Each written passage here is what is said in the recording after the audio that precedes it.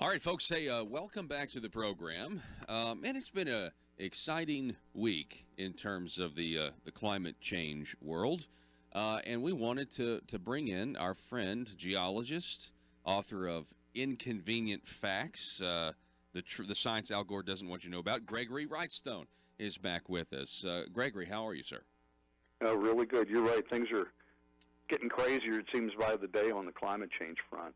I mean, it really is, and obviously the highlight this time was Greta Thunberg, and her saying things like "How dare you?" What was your thought about what she said at the United Nations? Well, there's so many ways to look at it. I don't want to be.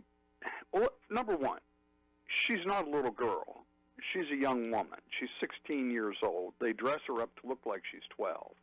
Mm-hmm. One of the things to note here too, she's from Sweden, and for the most of the part when she's been talking, they put her in pigtails, and she's a drop-dead ringer for Pippi Longstockings, which was huge in Sweden. And if you don't know the story of Pippi Longstockings, it's this 12-year-old girl that's wise beyond her years and lectures her elders who are doing wrong, and she knows much better than them. So I don't think this is by accident. Again, Pippi Longstockings, I don't recall what the name is in Swedish, but it's a popular figure over there and has been for many years. So we've got this girl now that's 16, dressed up to look much younger, and again, she's apparently wise beyond her years and are lecturing her elders. But what she's saying just isn't backed up by science, fact, or data. It's not so much. And I had written an article here, a commentary, a couple of months ago about her, and in it I said that she needs to go back to school because there's a lot about climate change she does not know, and that's not the dangerous part. The dangerous part with her and AOC and so many of those just like her that are promoting this notion of a catastrophic man-made warming, it's what she thinks she knows is just not so. Yeah. What she thinks she knows is factually incorrect. And, in fact, I'm in the middle of writing a commentary today, right now. It's no Greta. Mass extinctions are not occurring. The Earth is thriving. Because that was she stated, and she was pretty irate about that we're going into this sixth mass extinction. And it could be nothing, could be more wrong than that. We're doing a great job preserving species. And in fact, what we see, she was referring to a UN study that was issued about a month and a half ago that I debunked. And in that study, they reported that there would be 1 million species going extinct over the next several decades. Well, to have that happen, you need 25,000 to 30,000 species going extinct each and every year. I went back and looked at the exact same data on a decade-by-decade basis rather than the century basis the report did, and I found that species extinctions peaked in the late 1800s, and they've been in significant decline ever since. They're saying 25,000 to 30,000 extinctions per year, and that's what she's referencing. Well, you know what the average has been the last 40 years? It's been two. Two extinctions per year of species. Not 30,000, not 25,000. And they've got it just wrong. We're doing a really good job protecting animals and plants on Earth. And again, that's just one example of what she has wrong. And she said she had that one part though where she was like, entire ecosystems are being destroyed, and I'm just thinking, really? And also, no. Saying that the science is crystal clear for 30 years. That's another quote, and I just wanted to look at her and be like, you think 30 years is a long time? I mean, she's 16 years old, so she thinks 30 years is forever, and that's not even if she was right, that's not a very long time. No, she's got it just.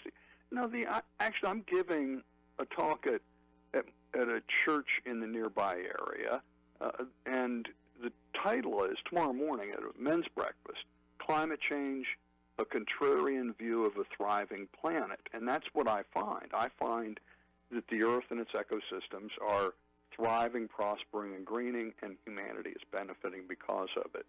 What they want to do is destine billions of people around the Earth to continuing generational poverty. I'm just looking in some, and I'm adding some things here today.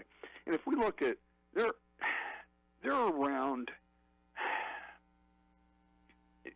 the numbers are unclear, but it's probably over 1 billion people today. They say 4 billion people living in energy poverty, over 1 billion people cooking over open wood and dried dung. And these lead to, according to the studies, that's 4 million deaths, lung-related deaths per year, mostly women, from indoor cooking and using dried dung and wood to cook over inside their homes, leading to huge numbers of cataracts. I'm looking at a picture here from a woman from Nepal, and she's 35 years old and has cataracts. Well, you don't get, her name is Sanhar Kanchi from Nepal, 35 years old with cataracts, and that's because she doesn't have access to energy forms other than this dried dung. And what they can all benefit, those are 4 million deaths that are easily preventable by providing reliable, abundant, and affordable energy to these people. If this Miss Conchi had access to electricity or propane or compressed natural gas, she wouldn't have had cataracts. She wouldn't die in early death. But that's what people like Greta Thunberg and AOC want. I don't think it's intentional. They just don't know. Forgive me, but they're ignorant about the climate, what's really driving our changing climate, and they're ignorant about the negative effects of moving away from fossil fuels. We see huge benefits from, and again, in my talk tomorrow, I'm showing a direct correlation between CO2 emissions and prosperity. We compare that. Now, by prosperity, I'm defining prosperity as GDP per capita. Yeah. And it's just a strong relationship there. And we see that, again, if we relate carbon dioxide emissions to life expectancy, there's a strong correlation there. So now we've lifted billions of people already around the world up out of a generational poverty, and we can do more with more of it. We're talking with Gregory Wrightstone, again, geologist, also author of the book Inconvenient Facts, The Science That Al Gore Doesn't Want You to Know. Now, I have pulled up on my phone, I'm going to show the folks here, I have the app pulled up on my phone, so you can download that app, and it's, really convenient, especially if you are in a conversation, with somebody that doesn't know what they're talking about with climate change. One of the things that Greta Thunberg also said was we've got to abandon this idea of eternal economic growth. I have a theory on that, but what was your response to that? Well, the one thing I'm talking to you from Pittsburgh, Pennsylvania. I went to the Pittsburgh climate strike protest on Friday of last week. Wow. And what I saw, a couple things that jumped out. I mean, one of the ones was this strong relationship between so many people that were anti-capitalist, pro-socialist, this is a strong element of this Green New Deal, and is pushing it. Is we need to tear down the system. Extinction Rebellion was a partner in this, and the founder of Extinction Rebellion just says we're not. He didn't say he didn't care about climate change, but he says climate change we're using as a tool to advance our ideas, and his ideas are that we need to have system failure for all the Western democracies and have it replaced with his vision of what societies should look like. So this is it's a dangerous push that's anti-capitalist, anti-socialist, and they're very proud of it. So, and that's what it is. So I completely agree with you. But this is where I think it's different than when socialism's been tried in the past. In the past, socialism is sold, and they're still doing this, but it's sold as things will be better because capitalism is leaving people behind. Things will be better. But in this context, you've got these people who are so committed to self-preservation because they think the world's going to end in 12 years.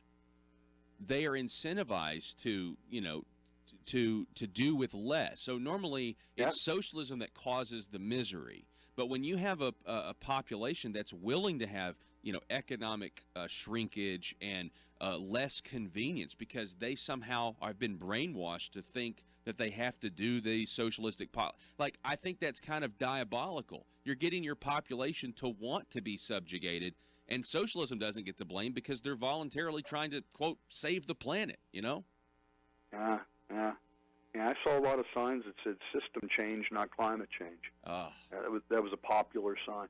It's sad. It's discouraging, but I got to tell you, in some ways I'm optimistic because I travel around the country, and the guy or woman next to you in the seat, that's just a random person. You've no control over that. And as I travel around, it's just amazing. I've never talked to anybody that was not anything but thirsty for unbiased, unfiltered science and information about climate change and what's really happening. Because I think most people realize that they experience a barrage of just one climate apocalypse after another. Each day it's something new. It's increased in poison ivy, toenail fungus, you name it. I mean, it's crazy, and it's every day. And I think people, they're not stupid. And I think your listeners realize that they're getting bamboozled and lied to,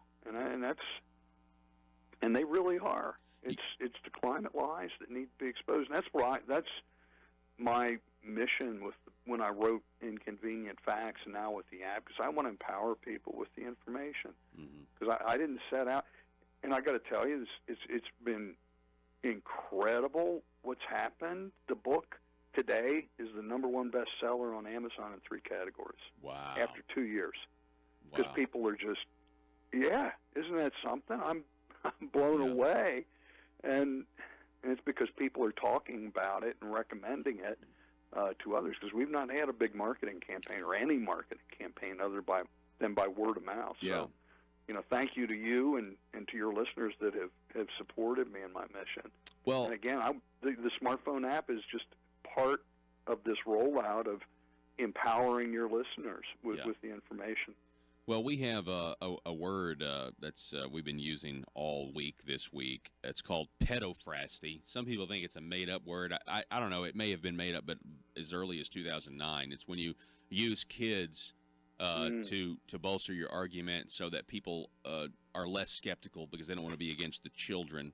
And so that's clearly what's going on here. And I know you said, she's a young lady. She's 16. She is. But I don't know. Is there a chance 10 years from now she looks back and she says, hey, I was exploited, I mean, Nope. It's almost child abuse, Nope. You don't think so? She will not be. No. I guess it's possible. I think it's highly unlikely that she'll. I mean, this is her claim to fame now. That's true. For her to go back on that, I mean, it's really tough. And that's why we see some of these climate scientists that may now realize that they're wrong. But if you've spent 10 or 15 years promoting what's turning out to be a flawed notion, you're pretty well invested in making sure that you want to advance that same failed notion and agenda. So it's hard to say for anybody to say I'm wrong, isn't it? Yeah, no, you're right. You may say it to your wife, but maybe not mean it. And but it's really tough for people to say, everything I believed in for the last 10 or 20 or 30 years is just not correct. You're not going to do it, and it's just human nature for people. Yeah. And especially with her, with worldwide fame now, and she's got. I had an interview yesterday with a psychiatrist out of Hollywood. She was called the Psychiatrist to the Stars, and we were talking about that. And she said that a fellow in Laura Ingram's program got in trouble because he called this girl mentally ill. And according to her, she's a psychiatrist. She goes, well, she is. She goes, by every definition, as a psychiatrist, she has Asperger's. She's got, she went through this litany of things that admittedly this girl has wrong with her. And she says, but you can't, these are seen as attacks on children.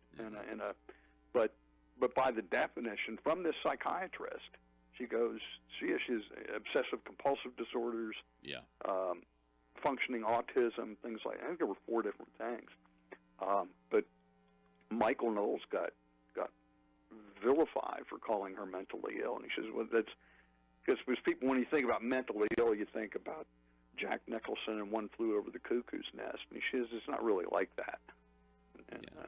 Well, I mean, you can't. You certainly. That's why they use young people anyway. So you can't criticize their Yeah. ideas that are about socialism and more power, more control, less freedom. Gregory Wrightstone, it's always great to talk to you, sir. Keep up the good work. Good luck tomorrow at the breakfast, and keep getting that information out there. And we want to keep helping you because it really is a scam, and you have the facts, you got the truth. So we really appreciate it. Thank you very much. All righty, we'll talk to you soon, folks. We're going to take a break. Back in just a moment.